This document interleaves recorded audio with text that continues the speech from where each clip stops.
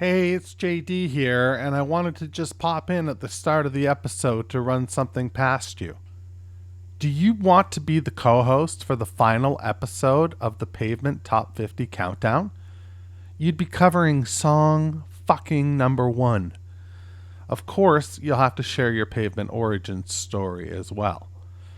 If this sounds like something you'd like to take part in, and you haven't already been part of the countdown, simply shoot me an email, jd@meetingmalkmus.com, and put countdown as the subject line. In the body of the email, tell me why you're the person to do this job. You're the biggest Pavement superfan. You have until Saturday, August 31st to submit your application, and I will choose the winner and be in touch. Good luck to everyone, and now, on with the countdown. Previously on the Pavement Top 50. Song number 25 is our first entrant from the masterpiece Watery Domestic. It's Shoot the Singer, One Sick Verse. David from New York, what are your initial thoughts about this song? Shoot the Singer, I think it's probably one of Pavement's most perfect songs. Like if you just listen to it, it's such a beautifully textured song. And like the production is pretty unique, I think.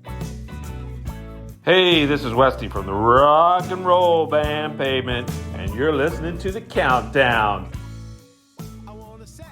Hey, it's JD here, back for another episode of our Top 50 Countdown for Seminole Indie Rock Band, Pavement.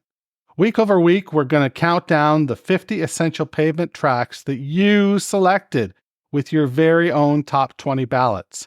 I then tabulated the results using an abacus and a bag full of M&Ms with the brown ones removed, a la Van Halen. How will your favorite songs fare in the rankings? Well, you'll need to tune in to find out. So there's that. This week, I'm joined by Pavement superfan, Jamie from Watford. Jamie, first of all, fucking great name. Second of all, how the fuck are you? I'm very good. Thank you for that. It's the English variant of the name, not the Scottish variant, but I'll take it. Thank you. Well, that's my name as well. So yeah, there we go. Yeah. So let's get right into things. Like, let's not beat around the bush here. Let's jump right into your Pavement origin story. Yeah. Wow. I guess I've been very lucky. So I was trying to tot up how many times I've seen Pavement. I think it's 10, maybe 11. Wow. And then, I've seen Preston School of Industry a couple of times, seen Steve and the Jicks. But how I fell into Pavement, I think, was just serendipitous. I was 15, happy to be at a friend's house, and he said, got a spare ticket for a concert tomorrow. I'd never really been sort of to a concert. I think, I've been to a couple right at that age. When you're 15, you're sort of, you're at an age where perhaps you don't need your handheld anymore. And he said, got a ticket for a band called Pavement. I'd never heard of them. And I was just starting to get into what we would call in Britain kind of indie, so pre-brit pop, but kind of indie music. So bands like Carter, Census Things, Mega City 4, these might mean things to some of your listeners, particularly in the UK. I was like, yeah, great, free ticket. It happened to be my birthday the next day. So I borrowed a tape, good old sort of probably what it would have been a 60-minute cassette, and listened to Slanted for, over and over again ahead of the gig, right? Because you don't want to turn up at a gig and not know anything about the music. And so that was August 92 at the Marquee in London. And I didn't know what to expect, didn't know what I was walking into. Certainly didn't know that I was going to become like a big fan of this band. Wow. So what do you remember about the show, the actual show? So I guess because of the fact I was 15 and I wasn't drinking, I probably remember more than I would from a gig like 3 years ago. So this is going to sound a bit crazy, but and having listened to the other pods, like there's a common theme here, which is just how open the band are, right, and how welcoming and accommodating they are, and I think they always realize their sort of size and everything, right? Then they're not filling out stadiums, and they don't need to be standoffish at all. So we went to the gig. I've no memory of the support band, but that's primarily because somehow me and my friend managed to end up backstage at the Marquee. We were drinking the What? support band's Red Stripe Lager, and next thing you know, we're talking to Gary. This is Pete Gary when he's handing out like salad and handing out plates of food. And it's pretty grotty. It's actually from a black bin bag, which is not particularly exciting or sort of alluring. But Right. you're there going, okay, this is the drummer of the band that we're about to see. He's handing out food. We'll have a quick chat. I have a vague memory, but I don't know if this is just like history playing tricks, but I have a vague memory of either Steve or Spiral, one of the two, wearing a football top, a Luton Town football top, which for me as a Watford fan, that's like one of our big rivals. So I don't know again if I'm sort of making this up, but I have a memory that might have been, like, why are you wearing that top? And that started a conversation. And then next thing I know, Gary's handing my friend a bottle of water. So because we were thirsty, it wasn't a bottle of water, obviously, because it was Gary. It was a bottle of vodka. And just it's just like, this is insane. And the gig hasn't even started yet. And then the concert itself was just fantastic. I mean, 15 years old. Marquee is quite a famous London venue. I think the Stones have played there. It's a typically small venue with a low roof and sweat dripping off the ceilings, and it's the sort of perfect place to see a band that's kind of on that upward curve, right? Yeah, absolutely. Yeah. So, Jamie, talk to me about your go-to record. You mentioned that Slanted was the first thing you heard, and you listened the shit out of it. What was two-part question? What was next for you? And you got to live it all in real time, so that's spectacular. But what is your go-to record now? So there's two separate questions there. Yeah, I mean, Slanted was definitely like the gateway drug, as they say. And I was lucky. You're right. I was there, every Monday when the new album came out. Buy the next album, play it to the nth degree. 2 years later, the next album. Watch them on the following tours that support those albums. So I was really, really fortunate. I feel very, very lucky. Watery Domestic. I mean, that was a pretty fast follow, wasn't it? From Slanted. I think like a lot of people that have been on your thing today, that was like their high point. I think just musically, I think, in the case of 4 songs, they just nailed it. They nailed it. Yeah. But I would say the album that I come back to the most is definitely Crooked Rain. I think, I don't know if it's about the age, like, I would have been 17, 18 then, you're kind of really impressionable music. I think it follows on from Watery Domestic really nicely. There's a kind of there's a continuity of their style. Gary is, there's still bits of Gary drumming on Crooked Rain. I think if you kind of go deep into the sleeve notes and stuff like that. So I think for me, that's the album that, like, I'm rebuying my LP collection, for example, and that was the first one that I got. Oh, wow. Yeah. I got Slanted first. Yeah. It's an expensive habit to start again, right? Jesus, is it ever? Wow. So you've seen a bunch of shows, like 10 or 11 shows. You've got Crooked Rain as your record. Is there anything else you want to share about your Pavement origin story? What else? I mean, I got a couple of thoughts and things I'm happy to share. Like, I don't think they're a great festival band, is my take. Seems that way.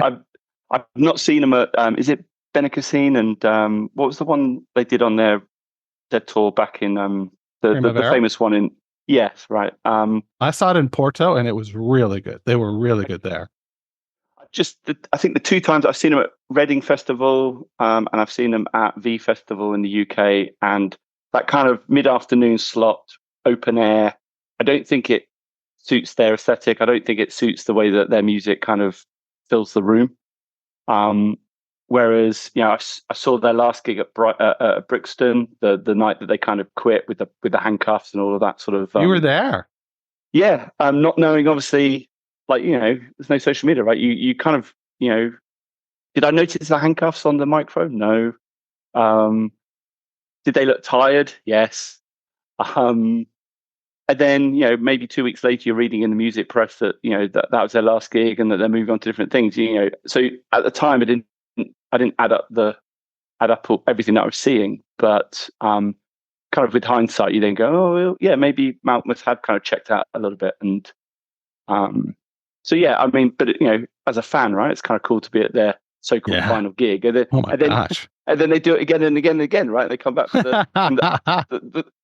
the it's a shame. I think we were at some of the same gigs in London then, because I was at 2 of the gigs last year in London. Or no, it's not last year, is it? God, 2 years ago now. 2 years ago, man. Yeah, I'd hoped to go to Manchester, but I had to sell that ticket in the end. So I took myself twice to London. So I kind of thought 2 out of 4 is not bad. I could have done 4, but there's bills to pay. That's right. Yeah. Well, I love those London gigs. I thought they were. The Roundhouse is a great venue. It was really awesome. If no one's ever been, it's a really interesting venue, right? And I thought they did it justice, and the venue did them justice in a way. Yeah, I think so. It was great. I saw 3 out of the 4. I missed opening night because I was in Liverpool. Right. So. Well, then we were definitely. That's weird, right? Because we were definitely. If you missed opening night, so did I. So we were at the same gigs. Right? What a small world. Well, should we settle in and listen to track 24? Yeah, let's do it. Halfway through, right? Sort of 24, halfway through the 50 or so. Yeah, that's right. Yeah. So let's do that. We'll play the song right now, and we'll be back on the other side. Hey, this is Bob Standoffish from Pavement. Thanks for listening, and now on with a countdown. 24.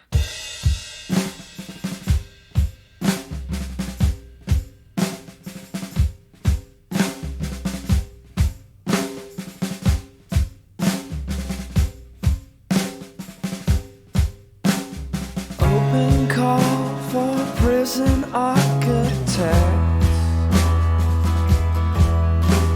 Send me your blueprints ASAP.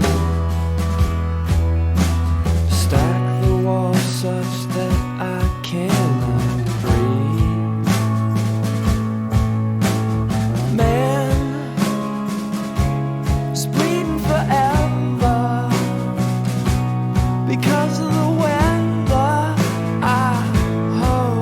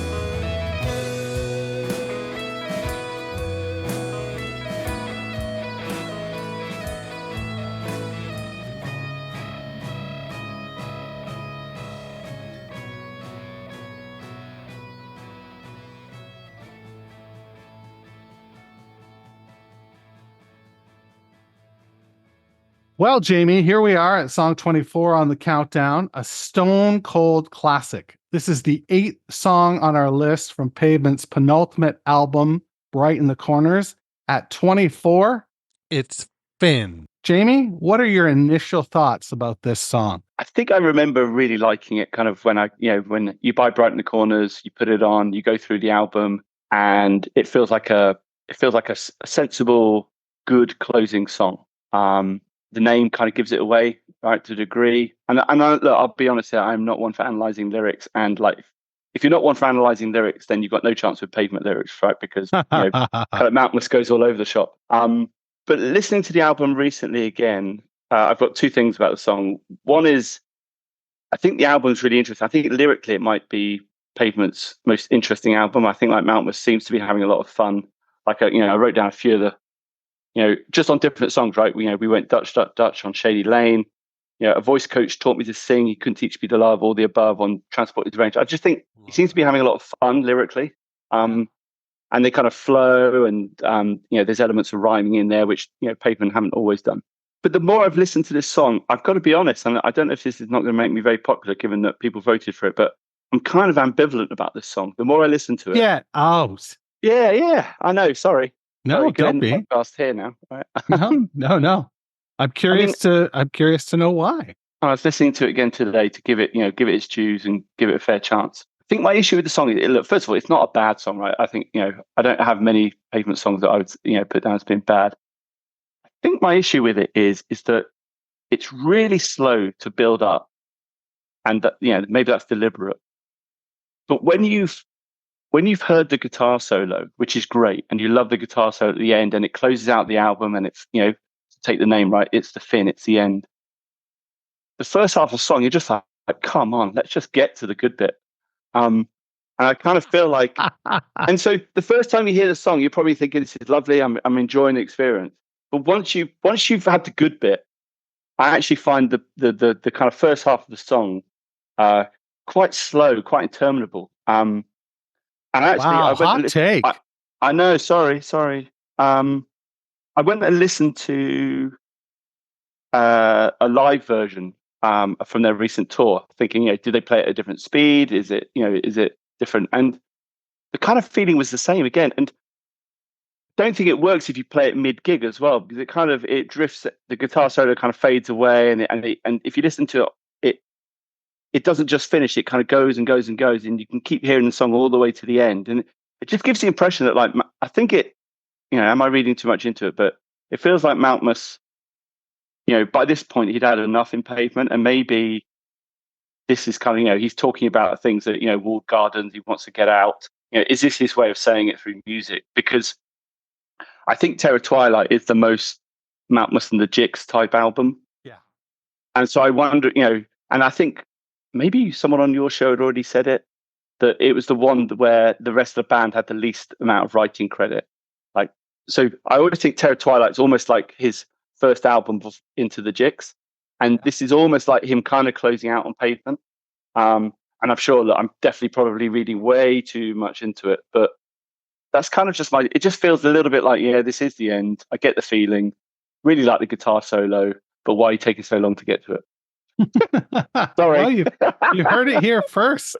Shall I publish your email address in the show notes so you can get I'm thinking I've blown any chance of an invite back for the top 10. But yeah, I think look, if you're a super fan, right, you're going to like some stuff more than the others. Absolutely. And I think, I've got to be fair. I didn't vote for it. I'm kind of, like I say, I'm kind of ambivalent towards it. Like, the Hex, which is maybe a slightly similar sounding song, kind of takes you on the same journey, is infinitely better. And I don't know the rest of this countdown, but I'm guessing that the Hex is probably in the top 10 or so. That I would imagine that a lot of fans would vote for that. I'll never tell. Yeah, I know you won't. That's you keep us guessing. That's right. So I guess then it's pretty clear that you think this song is overrated on the list at 24. Where would you put it? Yes. Well, does it I'll crack show your my top card. 50? Probably. I mean, look, to be honest, could I count 50 songs? Like, do I have the energy to do that? Probably not. But like, when I think of things, and this is me showing my, earlier favoritism maybe, but Silence Kit, Heaven is a Truck, Frontwards, these are all songs that would, get way in front of Finn. And that's the earlier stuff, right? So yeah, I think it's probably, for me, it's probably overrated in the countdown. But that's the beauty of music, right? We all have our opinions, and to some people this means something probably very different to what it means to me. Absolutely. Because I know you're a big fan of this album, right? I think this is your favorite album. Yeah. So you're definitely thinking this guy Jamie's a complete jerk. I'm not inviting him back. No, not at all. No, this is meant to be water cooler fodder. Like this. Yeah. Jamie's crazy. It's absolutely at 24. Or I'm totally with Jamie. It's overrated. Like that kind of thing. It's meant to be. It's meant to be fun. So I'm glad you had some fun with it. Do you get people commenting? Is there a way in which where do we see like what people's hot takes on this is? Twitter, Facebook, all the usual suspects. Okay. I've got to get back into Facebook. I'll have to see what people say. Yeah. Well, it's been great talking to you, Jamie. Yeah, and likewise, I've really enjoyed the series so far. Thank you for doing it on behalf of all of us weird Pavement fans. It's appreciated. Well, it's my pleasure. It's my pleasure. Cool. And getting to meet cool people like you is always fun too.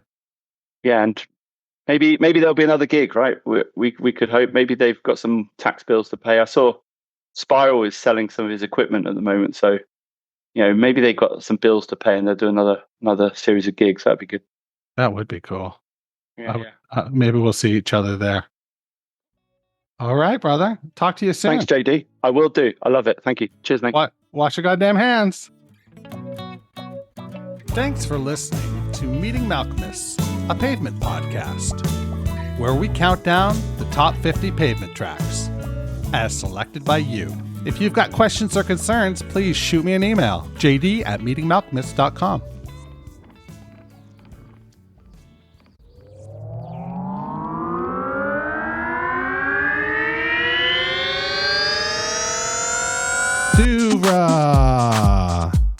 Podcasts and such.